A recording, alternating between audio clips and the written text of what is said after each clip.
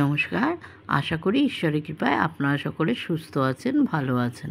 আমি আজকে এসেছি লোকনাথ মন্দিরে ঠাকুরের আরতি করতে। আমাদের ঠাকুরমশাই অসুস্থ, সেই জন্য আমার ওপরে সন্ধ্যাবেলার আরতির ভার পড়েছে।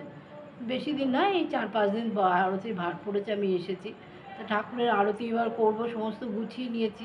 তাই ভাবলাম আপনাদের সাথে একটা গল্প শেয়ার করি। গল্পটা হচ্ছে, ইন্দ্রকে কেন শ্রেষ্ঠ দেবতাদের মধ্যে শ্রেষ্ঠ বলা হয়। তো একদিন ইন্দ্রের রাজসভাতে সমস্ত দেবতারা বসে আছেন। তারা অসুরদের পরাজিত করে দেবত্ব লাভ করেছে। ফলে তারা তাদের নিজেদের মধ্যে প্রচুর অহংকার প্রকাশ করছে। কেউ বলছে আমি এই করেছি যুদ্ধে, ও বলছে, বায়ু বলছে আমি ওই করেছি, অগ্নি বলছে আমি তাই করেছি। তো দূর থেকে স্বয়ং পরম শক্তি, যেটা আমাদের ব্রহ্মশক্তি, তিনি দেখছেন যে ওই বাবা, দেবতারা এই অসুরকে হারিয়ে তাদের মধ্যে এতটা হয়ে গেছে। তারা এত তাদের মধ্যে অহংকার হয়ে গেছে। এদের মধ্যে যদি এদের অহংকার যদি আমি দূর না করতে পারি, তাহলে এরা তো দেবত্ব হারাবে। তখন ব্রহ্ম কী করলেন, দেবতাদের রাজসভা থেকে বেশ দূরে আকাশে একটা জ্যোতির স্বরূপ, জ্যোতির রূপ নিয়ে আকাশে দেখা দিলেন।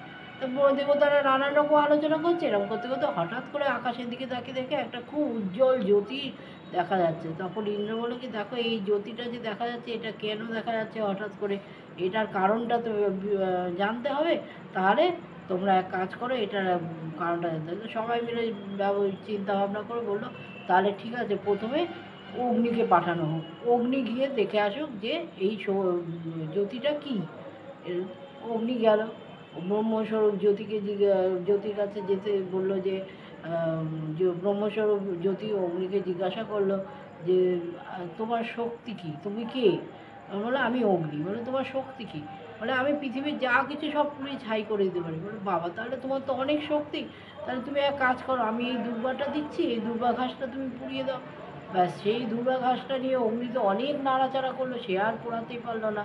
তখন অগ্নির লজ্জায় মাথা নিচু করে ইন্দ্রের সবাই এসে বললো যে না, উনি কে এটা আমি বুঝতে পারলাম না।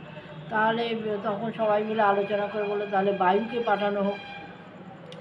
বায়ুকে পাঠানো হলো। বায়ুকেও সেই জ্যোতিস্বরূপ জিজ্ঞাসা করলো যে তুমি কে? বললো আমি বায়ু। বলে তোমার শক্তি কী?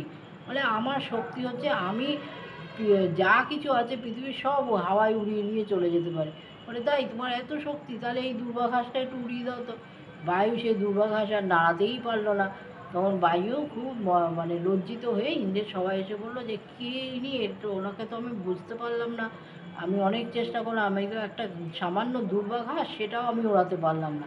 তো উনি কে আমি বুঝতে পারলাম না।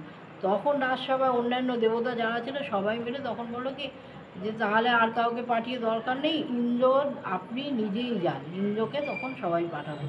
ইন্দ্র সবার সব কথা শুনে সেই জ্যোতিস্বরূপের কাছে গেল। ইন্দ্র যেই মুহূর্তে গেল, জ্যোতিস্বরূপ আকাশ থেকে মিলিয়ে গেল। ইন্দ্র তখন ভাবলো যে তাহলে এবার আমি কী করি, আমি তো ইনি কে, এটা তো আমাকে জানতে হবে। তা জানতে হবে বলে উনি ওখানে বেশ খানিকক্ষণ দাঁড়িয়ে অপেক্ষা করলেন যে না, আমি একটু অপেক্ষা করে দেখি, কিছু একটা নিশ্চয়ই উত্তর পাবো। কিছুক্ষণ বাদে উত্তর পাওয়া গেল। কিছুক্ষণ বাদে ব্রহ্মবিদ্যা স্বরূপিণী স্বয়ং মা উমা এসে ইন্দ্রকে দেখা দিলেন। তো ইন্দ্রকে দেখা দিতে তখন ইন্দ্রকে বললেন যে বাবা, তুমি এখানে কেন দাঁড়িয়ে আছো? তখন ইন্দ্র বললেন যে এই আকাশে একটা জ্যোতির দেখা গিয়েছিল, তো আমার রাজসভায় অগ্নি বায়ু এদেরকে পাঠিয়েছিলাম, এরা কেউ করতে পারলো না যে এটা কিসের জ্যোতি। তা সেই জন্য আমি এসেছি, এবং আমি আসার সঙ্গে সঙ্গে এই জ্যোতিস্বরূপ মিলিয়ে গেল। তখন ব্রহ্মবিদ্যা স্বরূপিণী উমা ইন্দ্রকে বললেন যে এই জ্যোতিস্বরূপ স্বরূপিণী হচ্ছেন স্বয়ং ব্রহ্ম। এই ব্রহ্মের শক্তিতেই আমরা চলছি। ব্রহ্মের শক্তি আছে বলেই আজকে আমরা যে সকল কাজকর্ম করছি বা যা করছি, সবটাই আমাদের ব্রহ্মবিদ্যার জন্যই হচ্ছে। তোমরা এই যে অসুরদের পরাজিত করেছো, করে নিজেদের মহিমান্বিত করছো, এই ব্রহ্মশক্তি যদি তোমাদের মধ্যে না থাকতো, তোমরা এই অসুরদের পরাজিত করতে পারতে না। তা সেই জন্য তোমরা আজকে যে যুদ্ধটা করেছো, যে যুদ্ধ করে দেবত্ব লাভ করেছো, সেইটার জন্য তোমরা কখনো অহংকার করো না। অহংকার করে নয়, কারণ এই শক্তি তোমাদের শক্তি নয়, এ হচ্ছে ব্রহ্মশক্তি তোমাদের ভেতরে কাজ করেছে বলেই তোমরা এই যুদ্ধটা জয়ী হতে পেরেছো। এই দেবতাদের মধ্যে অগ্নি বায়ু ইন্দ্র তিনজনেই গিয়েছিল ব্রহ্মশক্তি স্বরূপ জানতে, কিন্তু কেউই জানতে পারল না। কিন্তু ব্রহ্মবিদ্যা স্বরূপিণী উমার কৃপায় ইন্দ্র ব্রহ্মশক্তিকে জানতে পারল। সেই জন্য দেবতাদের মধ্যে ইন্দ্রকে শ্রেষ্ঠ বলা হয়। তো আজকে আমি লোকনাথ মন্দিরে এসেছি, এসে তো ঠাকুরের আরতি করতে এসেছি। তো মনে হলো যে আমি একটা ছোট গল্প আপনাদের সাথে শেয়ার করি। তো এবার আমি সন্ধ্যা লেগে গেছে, এবার সন্ধ্যা আরতি করব, ঠাকুরের সব গোছান গাছান হয়ে গেছে। আর গল্পটা যদি ভালো লাগে একটা লাইক, কমেন্ট ও শেয়ার করে দেবেন। দেখা হবে পরবর্তী আরেকটি ভিডিওতে। নমস্কার।